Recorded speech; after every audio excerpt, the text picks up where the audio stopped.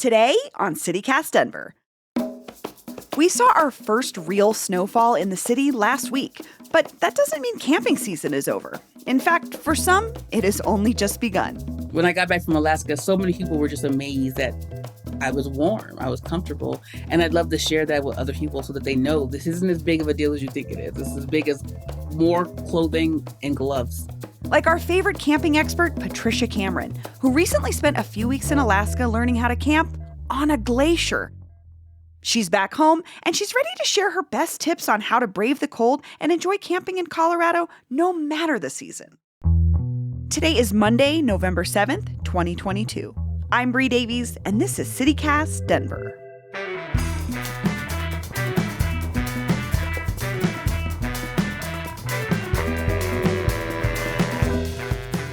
Patricia Cameron, welcome back to CityCast Denver. Hi, how you doing? Good to be back.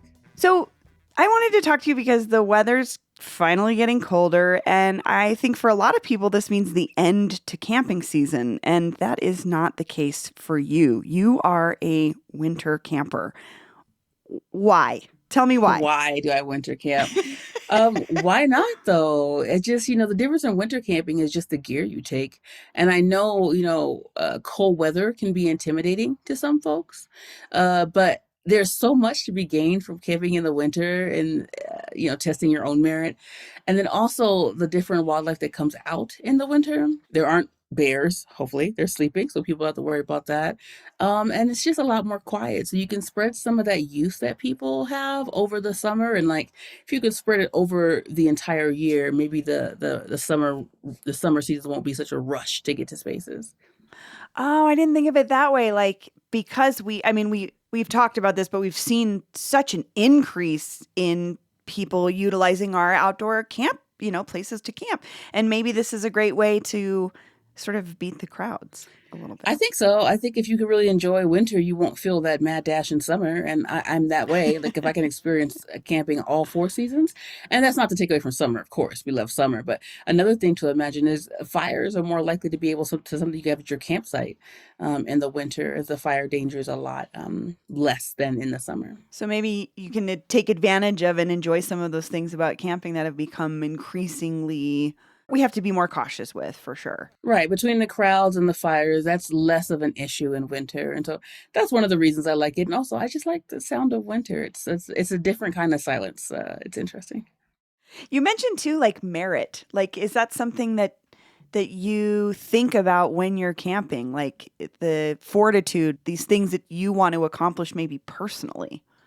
Right. So I don't believe that people need to have trauma-based resilience. I do think that, building resilience and stepping outside of your comfort zone, not too far, not into your fear zone, but outside of your comfort zone, is a good thing for your mental health. It's a good thing for your outdoor skills and building those outdoor skills. And so for me, going out in the winter where it's a little bit more difficult is a good way for me to kind of expand upon my outdoor skills and gain that confidence that the outdoors give so many people. And that's part of the reason why they go out, Sure. So where would be some of your favorite spots to winter camp in Colorado? I wrote about this for the Denver Post years back. I did a winter camping guide. I talk about places that have established campgrounds. That's one of my favorite things to tell people to do, especially if they're new to going to winter camping. Plenty of established campgrounds remain open during the winter season. It's like 11 Mile State Park, which is one of my favorite places. And the first place I camped, it was during the winter. So an easy way to slide in there is go to a state campsite or an established campsite that remains open during the winter, because you'll still have some services. You may not have bathrooms, that some of them do. But you'll have the resources of that area that's established. And if you're on a state park, you'll have the rangers. So it takes down the fear maybe a little bit, and the risk versus consequences come down a little bit when you have more help there. Okay. I love that idea. And I'm thinking about a recent story about Camp Hale, this move to make it a historic site. And for folks that aren't familiar, it's this military training base near Leadville where soldiers basically learn to not only survive in freezing temps, but fight. And I think about, camping's got to be an essential part of that. What do you think about the legacy of Camp Hale? Camp Hale is really interesting. And it's near Leadville. And anybody who spends any time in Leadville has probably seen something related to it before it became a monument. And we're pretty stoked that that's the case. I was in Alaska because I've always known about Camp Hale kind of like peripherally, but when I was in Alaska, one of my campmates, she is really into the history of Camp Hale, and she told us about it before it became a monument. So she explained how some of those soldiers trained to scale like the Dolomites, I think it was, because they were fighting Italy, and so they did it at night. So they were mountain climbing and rock climbing at night to do like a surprise attack or kind of sneak up on them. So, like, if you're going to train in a place to do that, Leadville's a great place. And so, the legacy of those soldiers, I'm glad it's a monument, and I'm glad Leadville gets kind of like some of that love. So, you mentioned this trip to Alaska, and you camped on a glacier in Alaska, right? Yeah, that's what we did. Yeah, no big deal, just camping on a glacier. Patricia, tell me about what it's like to camp on a glacier. It's nothing like what Colorado has, I'll tell you that much. Alaska has, if I recall correctly, our instructor said they're the last glaciers that are still growing. And so Alaska, and the mountains over there are a little bit younger. Like as you go west, they get younger. But they're huge, and Alaska's huge itself. The glaciers in Alaska take up huge swaths of land. But also Alaska itself, a lot of it is not developed, and that's so amazing, just how big it is. And when I went there, I went for a NOLS course on mountaineering because I wanted to get more winter camping skills and mountaineering skills. So we had to fly into Anchorage, which is great. I had never flown that long before, and still be in America. Like I was Totally. yeah, I was like, this is still the United States. And so I flew to Anchorage, and then we went to Palmer, where the NOLS school is in Alaska. Then we had to drive another hour to an air flight area, like an airport, what do they call it, landing pad, ran by Mike Meekin, who's like a rail-renowned bush plane driver. And then we had to fly a bush plane like 3 at a time, 45 minutes over the Chugach Mountains and into the glacier. And so it's pretty far in there. Like you can't hike in there. The only way out would have been to get Mike to come back to get us. So you're like really, I mean, it's really remote. You're in Yeah. like this remote area of Alaska. So tell me about like the physical aspect of like, I mean, camping on a glacier to me is like a picture of a tent on top of ice. Like what is it really like? I mean, you're close, but there's a lot of snow on top of the ice as well. And gosh, it was amazing. It was life-changing. It was probably one of the top experiences of my life. Like I used to say the Colorado Trail was second to me giving birth to my son, and I think Alaska might have like slid in there just because of how amazing it was. But living on a glacier for 2 weeks, we didn't have any outside contact. The only outside contact we could have had was through the sat phone when they called Mike to see what the weather was looking like, in terms of him coming in and out. There wasn't a lot of green because of the glacier, of course. A lot of rocks, the moraines, like the median moraines and the lateral moraines. And occasionally we saw a bird, but those birds were probably lost. I'm not sure if they made it out. And we saw 1 or 2 insects, but it was just devoid of like life, quote unquote. Even though the glacier is very much alive and moving, and you could constantly you'd hear some creaking sometimes from the glacier. You'd look up and see an avalanche on either side of you. We call it avalanche TV. Like you just be sitting there and you hear a rumble and an avalanche would like fall down on either side of you. It was Did remarkable. that scare you? They can't reach you, so it's fine. It was just cool to watch. Okay. Yeah. They pick places on the glacier based upon like where it is. Like if it's a compression zone, meaning the ice is probably not going to break apart there. We're far enough away from either sides that any avalanche from the mountains on either side of us wouldn't reach us. So it was just cool to watch. You're really not selling me on this. It sounds like torture. I wish I was selling you because it's amazing. Like it was so much fun. I'm just talking about the differences in life, and it meant a lot to me because I think we spend so much of our life on autopilot, especially since like I can just walk to my bathroom and get hot or cold water. I can go to my kitchen and start, a meal, get something boiling. I can run outside and check anything. I can check the weather on my phone, like XYZ. Getting to my bed is as simple as getting into my bed. What I liked about it is it really gives you an idea of, how much more we're capable of and what our lives look like, inside of houses, which are fine too. Like I'm not one of those people who just say we should all live in the woods. That's not always the case. But it does give you an appreciation for the fact that everything I did required multiple steps. And most of those steps, my life kind of depended on it, I would say. And that's a jump in faith that I don't think we do a lot anymore.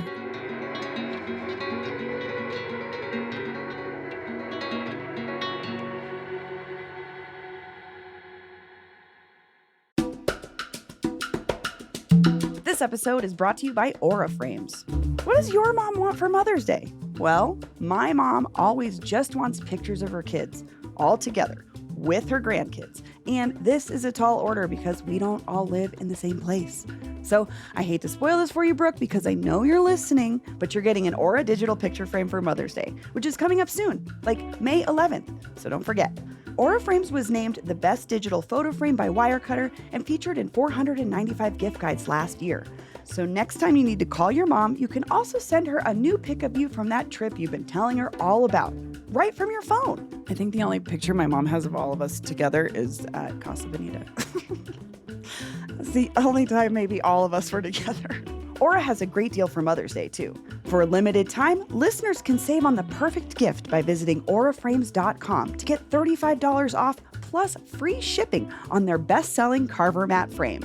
That's auraframes.com. Use promo code CityCast. Support the show by mentioning us at checkout. Terms and conditions apply. So, part of the work that you do is also you take folks out and teach camping and outdoor basics. Is cold weather camping going to be part of your curriculum? Yeah, it will be for sure. We're opening a new Blackpackers camp or school next year. We're finally doing that. And we're going to teach a woofer and woofa, wilderness first response and wilderness first aid. I'll become a provider of those at Blackpackers. We're going to teach backpacking skills, camping skills, leave no trace, of course. And then also some skills about being in the outdoor industry. Like I always say, it's one of the top 3 economic drivers in Colorado. So getting people involved in that's great. And over the winter, I do plan to show people like what winter camping looks like. When I got back from Alaska, so many people were just amazed that I was warm, I was comfortable. And I'd love to share that with other people so that they know this isn't as big of a deal as you think it is. This is as big as more clothing and gloves and paying a bit more attention, right? Of course, but it's not a glacier. We're not going to be on a glacier in Colorado. So what would be, I don't know, maybe 3 tips you have for folks that maybe are experienced with camping but have not done winter camping yet? Yeah, I always tell people you don't need to buy a 4-season tent. A 3-season tent with the right layers and the right sleeping bag will be just fine. If you're going to be going out there in inclement weather, don't, especially if you're brand new. And in those cases, you would need a 4-season tent. But I would recommend people starting out to go out there when it's snowing. That's fine. Probably not a blizzard or high wind. But a 3-season tent will be fine. And that's what people take typically out in summer. Doing jumping jacks before you get into your sleeping bag because you want to get in your sleeping bag warm. Sleeping bags do the best at keeping things warm as opposed to generating heat. So do some jumping bags. While you're in there, you kick your legs a little bit. I would squeeze my rear end cheeks and unsqueeze them just to get some heat from like the muscle movement. I sleep with a hood on. Sleeping with gloves won't harm you. Sleeping with shoes or socks are great. I've told people you can double sleeping bags, but you need to have one that's incredibly big to put the second one in because when you compress sleeping bags, it actually takes away its warmth and its warming power. There's 1,000 things like making yourself some hot tea at night, putting in a thermos, putting that in your tent, waking up, you'll have some hot tea to get you going. The kind of things like that. It's not as hard as you think. It's just, it takes a lot more preparation and you have to think a few steps ahead when you're winter camping, as opposed to when you're summer camping and say you forget anything. You could forget your sleeping bag and survive summer camping most times, right? Like that's not going to happen in winter. So don't let that be the case. I love this point of not only are you like, quote, getting back to the basics or like, you know, like the basic things that are provided for us as housed people. It's just a good reminder that like we can sustain if we have to outside of those experiences. But it's also about trusting people and enjoying the moment. I love, and we always talk about like disconnecting or whatever. And I wonder like, how does that feel to, I would be terrified. Like, oh, I can't Google. Yeah, the first couple of days I was like, yo, I wonder what's going on Twitter. But like you get over it because you're also busy and you have to give everything your full attention. Like when I'm making knots, I have to make well-dressed knots. Those knots are what's going to hold me if I fall into something. But you know, for what it's worth, I'm not in the camp that I think social media has done too much for us, except for it's just created a new part of our brain. Like our brains are very malleable. They're very elastic. We're built for this kind of stuff.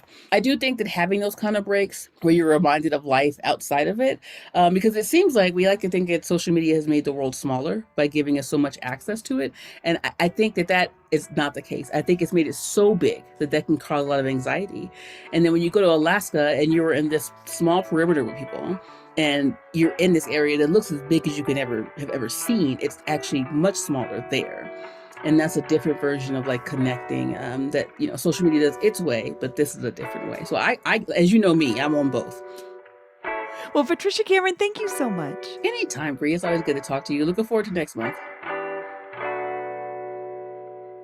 And here's what else Denverites are talking about. A 100-car pileup. You heard me, a 100-car pileup on 6th Avenue in Calumet stopped traffic across the city center Friday as the first snow fell on the Mile High. According to Denverite, injuries were minor and no fatalities were reported as of this recording.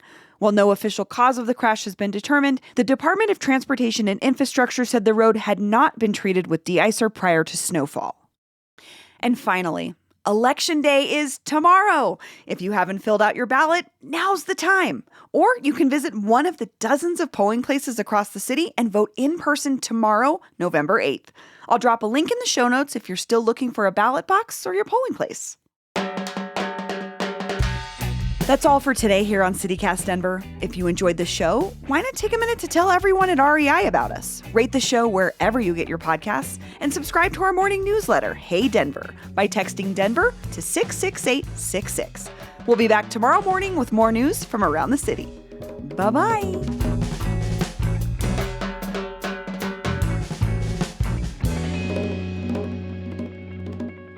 This is so fascinating. I feel like I have a new perspective on winter camping other than just being the person that doesn't like to go to the bathroom. You keep telling me outside. this and you're still not going outdoors. Every time we talk, you're like, this is inspiring me, and I don't see any pictures of you. I know. And then I walk out the door and I'm like, I wouldn't want to live out here. You'll get there. You'll get there. I know. My poor husband, he's like, please go camping with me. I'm like, I'd rather not.